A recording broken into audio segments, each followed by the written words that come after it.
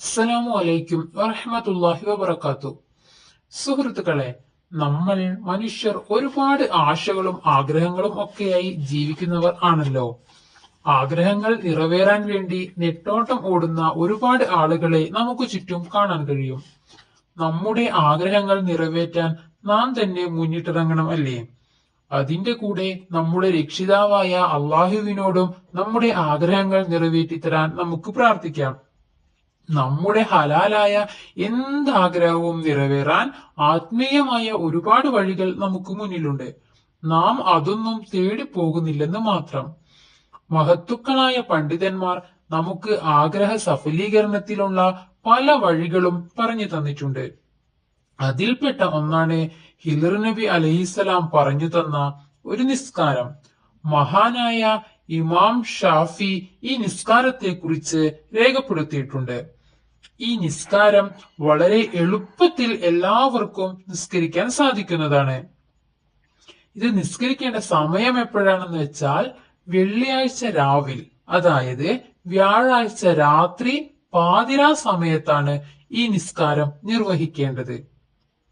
കുളിച്ച് ശുദ്ധിയായി നല്ല വസ്ത്രമൊക്കെ ധരിച്ച് വേണം ഈ നിസ്കാരം നിർവഹിക്കാൻ. ഇനി ഇതെങ്ങനെയാണ് നിസ്കരിക്കേണ്ടത് എന്ന് നോക്കാം. എന്താണോ നമ്മുടെ ആഗ്രഹം അത് മനസ്സിൽ കരുതുക. ഈ ആഗ്രഹം നിറവേറി കിട്ടാൻ 2 റക്അത്ത് സുന്നത്ത് നിസ്കാരം അള്ളാഹുവിനു വേണ്ടി ഞാൻ നിസ്കരിക്കുന്നു എന്ന് നിയ്യത്ത് വെക്കുക.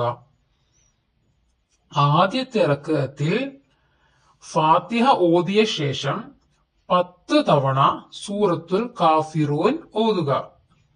10 തവണ ഫാത്തിഹയ്ക്ക് ശേഷം 10 തവണ സൂറത്തുൽ കാഫിറൂൻ ഓതുക. രണ്ടാമത്തെ റക്അത്തിൽ ഫാത്തിഹ ഓതിയ ശേഷം 10 തവണ സൂറത്തുൽ ഇഖ്ലാസ്. ഇത് സൂറത്ത് 10 തവണ ഓതണം. ഇത് സൂറത്തുൽ ഇഖ്ലാസ് ഓതുക. അങ്ങനെ 2 റക്അത്ത് നിസ്കരിച്ച് സലാം വീട്ടുക. ഇനിയാണ് പ്രത്യേകം ശ്രദ്ധിക്കേണ്ടത്. സലാം വീട്ടിയ ശേഷം 2 റക്അത്ത് നിസ്കരിച്ച് സലാം വീട്ടുക. സലാം വീട്ടിയ ശേഷം വീണ്ടും ഒരു സുജൂദ് ചെയ്യുക. ഒറ്റ സുജൂദ് ചെയ്താൽ മതി. ആ സുജൂദിൽ കിടന്നുകൊണ്ട് 10 സ്വലാത്ത് മുത്തുനബിയുടെ പേരിൽ ചെല്ലുക.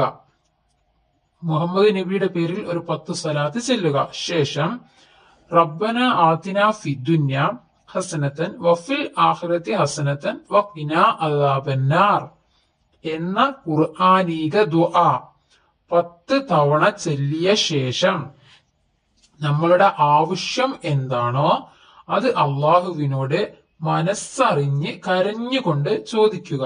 ഇൻഷാ അള്ളാഹ് തീർച്ചയായും ഉത്തരം കിട്ടുന്നതാണ്. മഹത്തുക്കളായ ഒരുപാട് പണ്ഡിതന്മാർ ഈ നിസ്കാരം നിർവഹിച്ചതായി കിതാബുകളിൽ നമുക്ക് കാണാം. അല്ലാഹു തആല ജീവിതത്തിൽ പുലർത്താൻ തൗഫീക്ക് നൽകട്ടെ. ആമീൻ യാ റബ്ബൽ ആലമീൻ. അസ്സലാമു അലൈക്കും.